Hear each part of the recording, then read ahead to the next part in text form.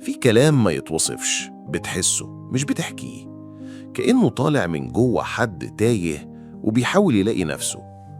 أنا مالك، واللي هتسمعه دلوقتي مش قصة ولا حكاية ليها أول وآخر، دي همسات كده جاية من قلب واحد ماشي لوحده في بوك بايتس بالعربي. الكتاب اسمه التائه، تأليف جبران خليل جبران.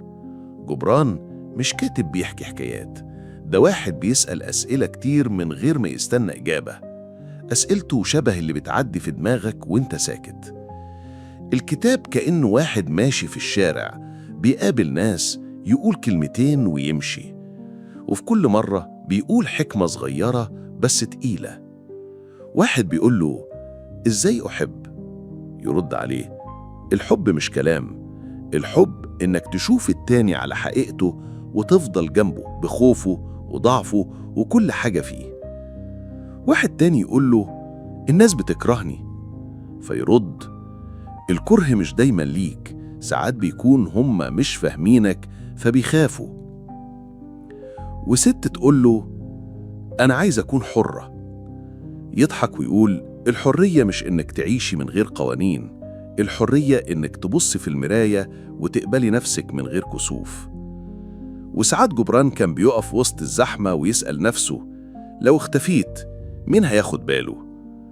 وفي لحظة هدوء يقول: أنا مش عايز إجابة، أنا عايز لحظة راحة من كتر التفكير. الكلام بسيط بس بيوصل، زي لما قال: اللي بيضحك بصدق أكيد قبليها كان بيبكي من قلبه. أو في ناس لما يمشوا من حياتك بتحس بالنور مش بالضلمة. جمل شبه النسمة، كل واحد فينا جواه صوت بيندهله بس مش كلنا بنسمعه. أو الصدق بيخوف الناس لأنه بيكشفهم. ويكمل: كلمة ممكن ترفع حد لفوق وكلمة ممكن تكسره، خلي بالك من لسانك. ويقول كمان: اللي ماشي لوحده مش دايما ضايع، واللي ماشي مع الكل ممكن يكون ناسي هو رايح فين. وفي جملة وقعت زي الحجر: أنا مش زعلان إنه مشي، أنا زعلان إني كنت فاكر إنه هيفضل. أنا مالك، والكلام اللي سمعته دلوقتي مش لازم تفهمه كله، بس كفاية تحس إنه جاي ناحيتك. ودي لحظة من اللحظات اللي بتعدي علينا وإحنا ساكتين في بوك بايتس بالعربي. سلام.